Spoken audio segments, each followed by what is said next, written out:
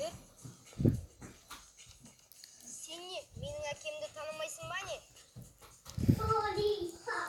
Ол мықты әрі боксер.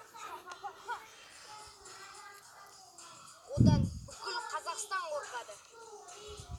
Даже мамам да қорқады. Ал қасындағысы кім?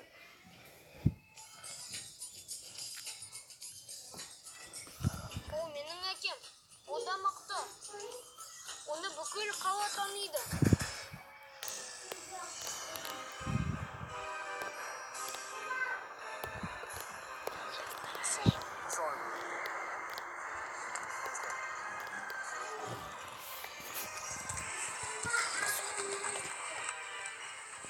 Анау менің әкем. Сендердің екеулерінің де әкелерін менің әкемнен қорқады. Тіпті орын беріп жатыр. Неге? Сонда ол кім? Ол Саматов.